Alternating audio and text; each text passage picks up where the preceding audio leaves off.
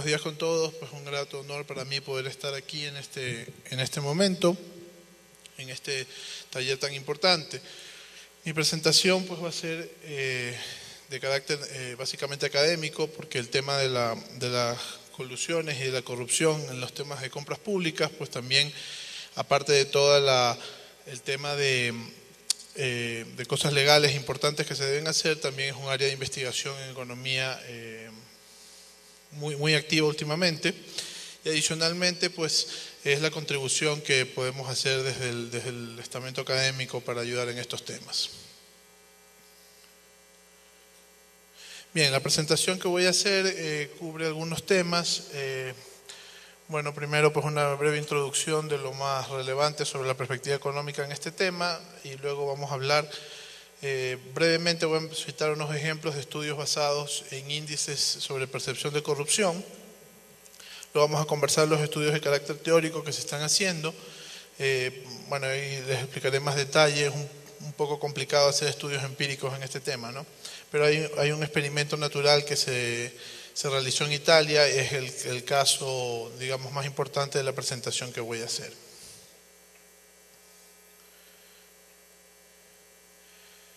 Bueno, desde que somos pequeños nos enseñan que la corrupción es mala. Cuando llegamos a la Facultad de Economía, el análisis se vuelve menos moralista y más pragmático. Algunos economistas creen que un poco de corrupción puede tener efectos positivos. Otros argumentan que no, que solo tiene efectos nocivos. Entonces, la primera parte de esta presentación voy a mencionar brevemente las dos visiones. Bien, la principal razón para creer que la corrupción pueda tener efectos positivos es que actúa como un lubricante para que los empresarios puedan evitar regulaciones ineficientes. Es decir, en situaciones en las que la regulación es excesiva y puede llegar a generar ineficiencias por ser excesiva esta regulación, genera pues asignaciones más, permite agilizar los procesos si el funcionario está dispuesto a recibir algún tipo de pago a cambio de pues, agilitar este proceso. Y de igual manera, en situaciones en las que es difícil exigir al funcionario poner todo su esfuerzo para la oferta de servicios públicos importantes, pues un soborno puede ayudar a que este funcionario esté dispuesto a poner realmente todo su esfuerzo y en ese sentido ofrecer un mejor servicio. Entonces algunos economistas dicen, un poco de corrupción desde este punto de vista podría no ser tan mala. Bien, también hay razones para creer que es completamente nociva. El argumento, al menos el que a mí más me gusta para decir por qué la corrupción es tan nociva desde el punto de vista económico, es por el hecho de que los emprendimientos, ¿no? Digamos, las nuevas ideas pequeñas de empresarios pequeños que pueden servir digamos, pueden tener un gran impacto a nivel de desarrollo económico en un país, generalmente necesitan apoyo del sector público, y al ser pequeños emprendimientos están en una posición desventajosa contra un empresario que ya lleva tiempo, si realmente la forma de recibir el apoyo del sector público es a través de pagos de sobornos. Entonces esto le daría una desventaja a los nuevos emprendimientos sobre las empresas ya constituidas. Y las empresas ya constituidas normalmente tienen sus propios procesos, es un poco difícil que los quieran cambiar, y básicamente frenamos el poder innovador, que es el motor básico de la economía. Entonces esta es una de las principales razones, de hecho la que traje para presentar, de por qué la corrupción deberíamos pensarla como que tiene un efecto nocivo. También obviamente tiene efectos no deseables en cuanto a distribución de la riqueza, puesto que aquel que tiene más dinero puede hacer mejores coimas y obtener mejores beneficios y mantener su posición de ingresos en la sociedad. Entonces, bueno, pues hay estas dos visiones. Entonces, claro, uno dice, si hay estas dos visiones, uno debería hacer un análisis empírico para ver qué dicen los datos. Antes del análisis empírico, simplemente me pareció muy interesante ver cómo instituciones como el Banco Mundial tienen tan claro este efecto nocivo de la corrupción. Entonces, entre una de las principales causas de la pobreza, que el Banco Mundial siempre ha estado, que digamos que es la lucha del Banco Mundial, Evitar la Pobreza, tiene pues precisamente el tema de la corrupción, ¿no? Entonces, el Banco Mundial mira el buen gobierno y la anticorrupción como un importante método para, digamos, aliviar los problemas de pobreza. Bien, dicho esta cita, lo que les iba a mostrar era, íbamos a conversar un poquito de los temas empíricos, ¿no? Entonces, eso es la, digamos, segunda parte de la presentación. Bien, ¿cuál es uno de los principales problemas que tenemos para hacer esta parte empírica y zanjar de una vez la discusión de si la corrupción puede tener algo de bueno o necesariamente es totalmente nociva? Bueno, uno de los principales problemas que tenemos es que no hay bases de datos sobre corrupción, precisamente porque es un tema ilegal, pues, ¿no? Entonces no se puede tener acceso a datos importantes para hacer un buen análisis. Entonces lo que la mayoría de los estudios se ha hecho es construir índices a partir de percepción. Se le pregunta a usuarios de servicios públicos cuál es su percepción sobre el nivel de corrupción en el país en base a unas encuestas ya prediseñadas, y se construyen índices de corrupción para distintos, puede ser para, digamos, para distintos, para usuarios de distintos sectores de un mismo país, digamos, de distintas instituciones públicas de un mismo país, o incluso los estudios más famosos a nivel de países, es decir, se saca un índice de corrupción por país para luego hacer una comparación. Bien, utilizando estos índices se han hecho estudios relevantes. Dos estudios que traigo yo son el de Mauro, Corruption and Growth. Investiga la relación entre la inversión en los países y corrupción. Con una muestra de 58 países, pues encuentra que el ratio de inversión sobre PIB es negativamente afectado por el nivel de corrupción medido con estos índices. Es decir, los países en los que hay un índice de corrupción más alto tienden a tener menos inversión sobre PIB, que es pues una fuente importante de crecimiento económico. Y Pak Hung Mo, Corruption and Economic Growth, también pues tiene un estudio interesante donde concluye que un 1% más en el índice de corrupción genera 0.72% menos en la tasa de crecimiento, ¿no? Entonces indica claramente un efecto negativo en el crecimiento económico. Interesante en este artículo es que también se analiza los canales a través de cómo la corrupción afecta al crecimiento económico, y se encuentra que el principal es la inestabilidad política. Entonces, básicamente este es el tipo de estudios que se hace a nivel de índices sobre percepción, y no son pues, específicos de un sector del gobierno, son más bien así agregados, ¿no? Aunque obviamente el tema que nos interesa es lo de las compras públicas. En la siguiente sección pues retomamos ese tema.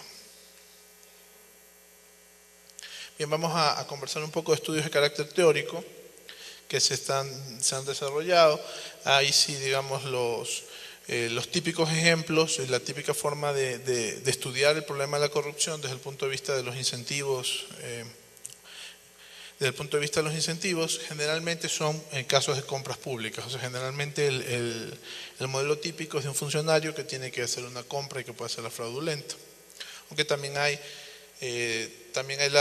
aunque esa es como que la visión más general de corrupción que se usa en la academia, en economía, pero también hay el tema del empleado que no pone todo el esfuerzo para cumplir su trabajo, como otra forma de corrupción, ¿verdad?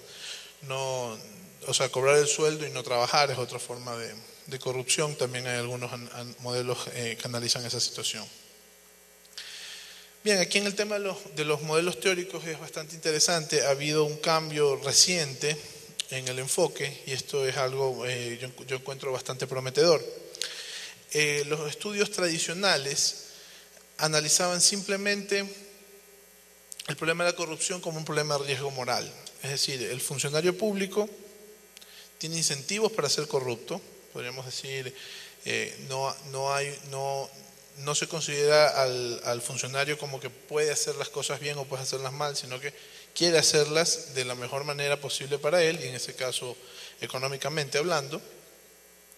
Y el sistema, entonces, o lo importante en el sistema es entender cómo se puede tener un mecanismo de control y sanción para evitar la corrupción. Y ese fue, digamos, el análisis más importante en la literatura económica teórica durante mucho tiempo.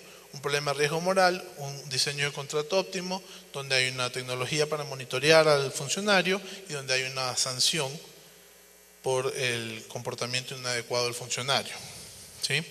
Y ese ha sido como que el modelamiento general de la situación de corrupción en los artículos teóricos de economía. Ahora hay una nueva generación de investigaciones que incorpora al análisis cuestiones como qué incentiva el comportamiento del burócrata en este sentido. Es decir, ya no solamente analizar el burócrata va a querer hacer corrupción y el control y la sanción cómo afecta, sino en general todo el, bueno, en la literatura dicen el environment que está detrás de la situación del burócrata, cómo esto afecta, cómo estas reglas del juego pues pueden incidir en que tenga uno u otro tipo de comportamiento.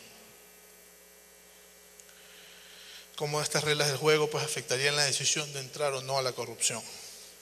En este sentido, pues hay un artículo bastante interesante y muy reciente de Banerjee y otros autores, donde diseñan un nuevo marco para analizar modelos de corrupción en la provisión de servicios públicos, que específicamente se puede generalizar la provisión de servicios públicos, pero como les digo, en estos modelos teóricos generalmente la historia detrás es un funcionario que hace compras públicas que puede hacerlas a un precio más alto. Bien, en el enfoque de ellos se considera que las tareas son importantes. Este environment que decíamos es importante para la decisión de las prácticas de corrupción y no solamente analizan, el funcionario quiere ser corrupto, ¿qué sanción le ponemos? El cambiar este enfoque teórico es realmente bastante prometedor por dos razones. Primero, abre puertas para futuros estudios empíricos y también, segundo, pues da luces sobre medidas de política. ¿Por qué exactamente? Bueno, como decía hace un rato, en los modelos anteriores todos los problemas de corrupción son iguales. Todos los escenarios son los mismos. El funcionario quiere aprovechar su posición y simplemente tenemos que encontrar la sanción adecuada para hacer un contrato óptimo. Decirle al funcionario, tú tienes que tener esta actividad y tienes esta sanción y vamos a tener esta política de control sobre ti para que no hagas actos de corrupción. Entonces, si básicamente la situación es igual para todos los funcionarios, no tenemos, heterogeneidad como para poder hacer análisis estadísticos. Siempre nos gusta poder medir como aquí por alguna razón hay más corrupción y puede haber un resultado, para ver más corrupción, un resultado mayor. Pero los modelos eran muy homogéneos en el sentido de que básicamente todas las oficinas públicas tendrían la misma situación. Con este modelo distinto, con este nuevo enfoque, distintos environments producen distintos efectos de corrupción. Entonces eso ya nos da luces para hacer análisis empíricos, de ver distintos resultados y distintos de estos environments para el burócrata para poder hacer mediciones, cosas que con el diseño de los modelos anteriores no era posible. Entonces esta es una de las grandes ventajas de esta nueva metodología. Precisamente establecer o aclarar que las situaciones son las que pueden incidir en el comportamiento del burócrata y que analizar distintas situaciones generarían distintos niveles de corrupción, distintos efectos. Esto ayudaría a hacer estudios empíricos, ¿no? Bueno, y obviamente en las cuestiones políticas también es bastante interesante porque no solamente ya es cuestión de decir aumentemos las sanciones, sino que ya nos da luces sobre cómo mejorar este environment para evitar este tipo de comportamiento. Desde este punto de vista sirve porque se vuelve preventivo, no solamente es un tema de sanciones. Nos permite analizar entonces distintas posibilidades para aplicar políticas hacia cómo mejorar el funcionamiento de los servicios públicos.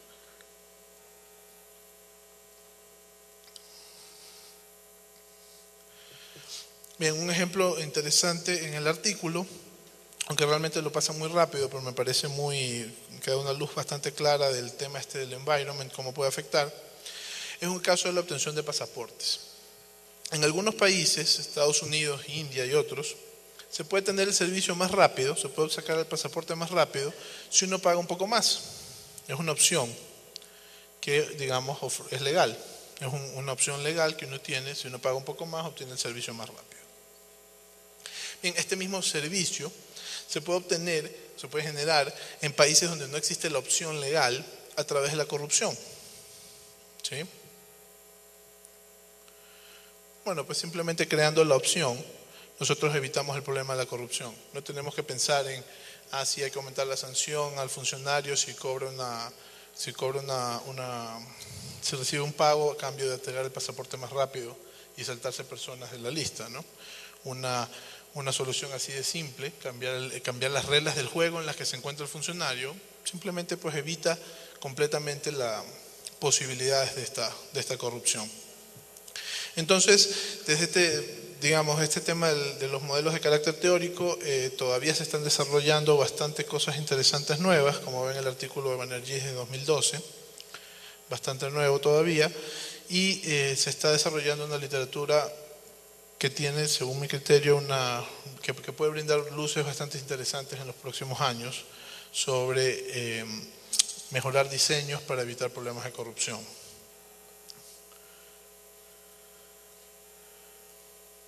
Bien, y por último, el caso que les quería presentar es un experimento natural que ocurre en Italia. Como les decía, es muy difícil recoger datos sobre corrupción por la propia característica legal del tema. Entonces, cuando uno encuentra una situación en la cual uno puede recoger información, se puede formar un análisis por cosas de la vida, lo que llamamos un experimento natural, no por diseño del propio investigador, pues siempre vale la pena analizarlo. Bueno, les comento el experimento natural en Italia. Bien, Bandiera y otros autores analizan el desperdicio económico de pagar precios altos por adquisiciones de compras públicas en Italia desde el año 2000 al 2005. Es decir, vamos a analizar las compras que hacían distintas oficinas públicas en Italia del 2000 al 2005. Ellos tienen una buena base de datos sobre los precios que pagaban por el tipo de productos que pagaban, ¿verdad? Y con eso podemos ver, digamos, si se está pagando mucho o poco.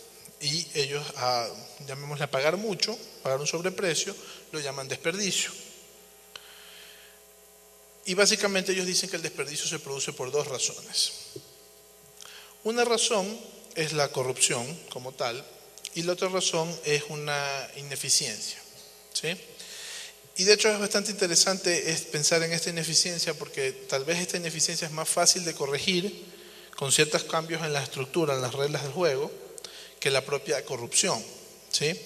Entonces, si realmente la mayor parte de las pérdidas están en la ineficiencia por tener malas reglas del juego que en la corrupción, pues obviamente es un tema que vale la pena medir, vale la pena poder tener una conclusión al respecto. Bien, en esta situación del 2000 al 2005 aparece una situación que permite llevar un experimento natural en Italia.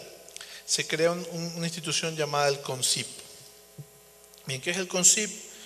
El CONSIP es una oficina estatal que se encarga de establecer con proveedores calificados precios para las adquisiciones públicas. ¿Sí? Es algo parecido a la lista de proveedores que tiene el INCOP en el Ecuador. Entonces los proveedores van al CONSIP, ellos aceptan tener un precio más bajo que el precio de mercado en el que ellos venden sus productos, están en la lista, sus productos son bastante estándar, y cuando una institución pública necesita comprar estos productos, puede automáticamente hacerlo a través del CONSIP. Y en general pues conseguirá mejores precios. Entonces la idea es que el tipo de productos que se analizan en el estudio son productos muy estándar que se compran en distintas instituciones públicas italianas. Papelería, impresoras, gasolina, son pagos que básicamente va a haber en distintas instituciones. Bien, lo interesante es que las oficinas públicas no están obligadas a utilizar el CONSIP. Pueden también contratar por su cuenta, ¿sí? Aunque no estén en los catálogos. Entonces, por esta razón y por la propia heterogeneidad del funcionamiento de las oficinas públicas en Italia, se tiene el terreno para un experimento natural.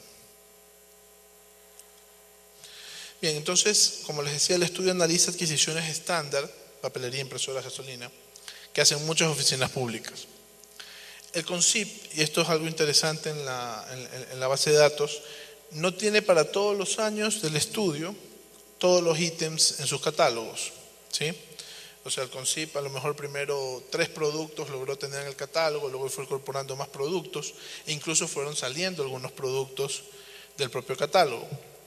Entonces esto es bastante útil para los investigadores porque les permite comparar el comportamiento de un funcionario cuando existe el CONCIP, cuando existe la posibilidad de hacer esa compra con el CONCIP y cuando no.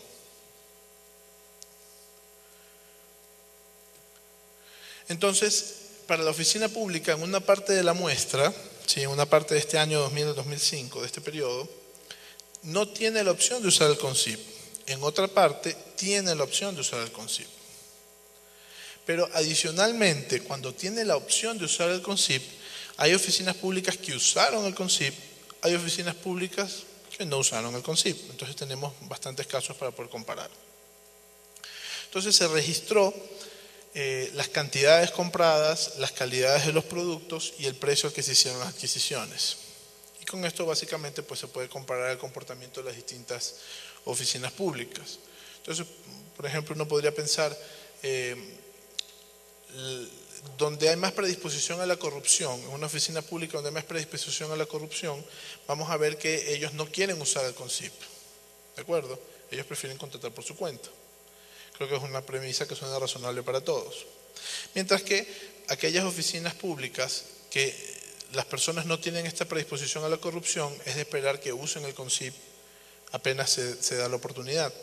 Entonces, si uno analiza las compras antes de que se tuviera el CONCIP, en el grupo de los que sí entraron al CONCIP, digamos los más honrados, con el grupo de los menos honrados, los que no quisieron entrar al CONCIP, uno encuentra algo sorprendente.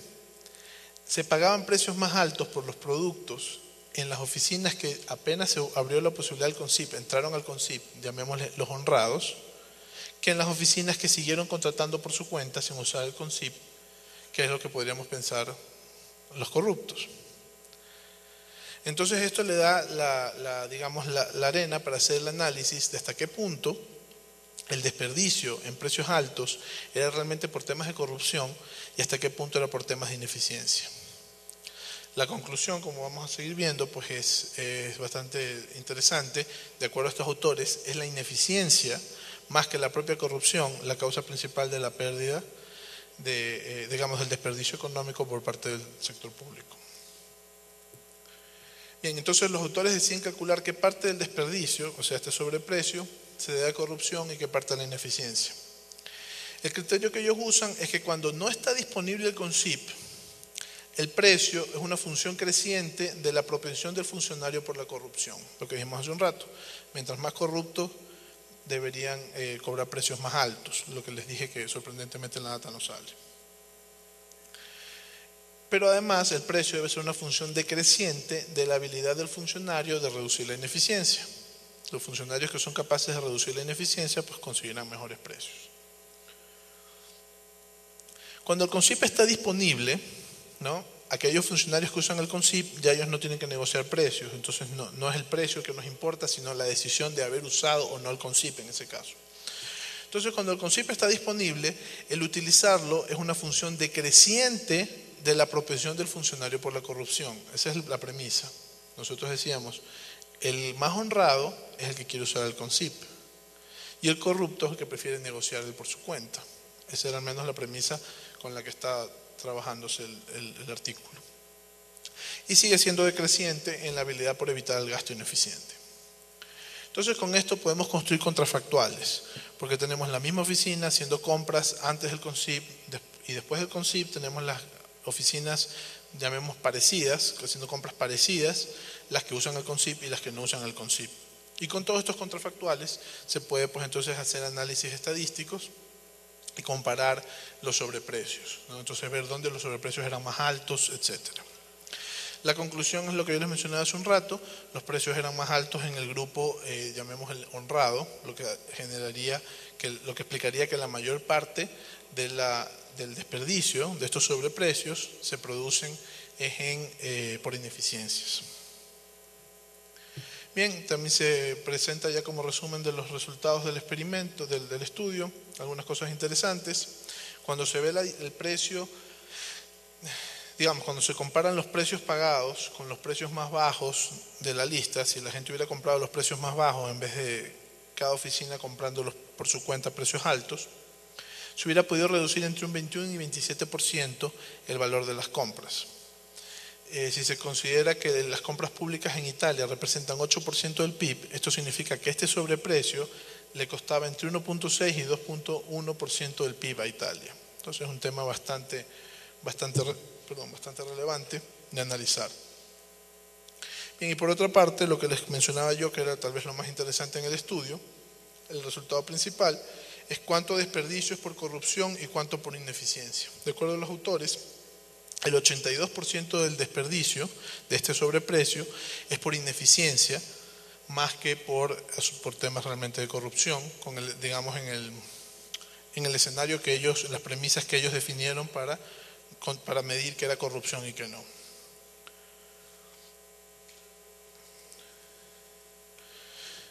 Bien, cuando uno se pone a pensar cómo se puede explicar esto, qué tipo de explicaciones puede tener, bueno, pues entre las distintas que se analizan, aparentemente estos funcionarios no corruptos, digamos, los que apenas se abrió la posibilidad del CONCIP, entraron al CONCIP, cuando ellos hacían las compras directas, buscaban distribuidor autorizado, o sea, buscaban un distribuidor autorizado que generalmente cobraba precios altos, pero ellos procuraban hacer las cosas que parecieran más transparentes, porque probablemente lo que ellos más temían era un tipo de represalia por, digamos, comprar con un proveedor pequeño, un poco desconocido, que a lo mejor ofrece un mejor precio. Entonces, para evitar este tipo de problemas, el funcionario prefiere contratar con un distribuidor autorizado al peor precio, pero digamos que de forma más transparente para evitar líos posteriores. Entonces esto es bastante importante, se empata con la visión de Banerjee y los otros autores sobre los tipos de corrupción basados en las tareas y las reglas, este environment que decíamos. Muchas veces el funcionario hace cosas que terminan perjudicando pues, los intereses públicos, más que por razones de corrupción, precisamente por el temor a toda la regulación anticorrupción existente, ¿sí? Y terminamos pues, generando el efecto contrario al deseado, ¿no? Una legislación demasiado dura en temas de corrupción que le quita, digamos que no le ofrece el poder discrecional al funcionario porque considera que lo va a hacer mal, considera que va a ser corrupto, y con amenazas y con, digamos, excesivos controles, puede pues, provocar que el funcionario decida comprar con los proveedores más caros y terminar perjudicando los propios intereses públicos.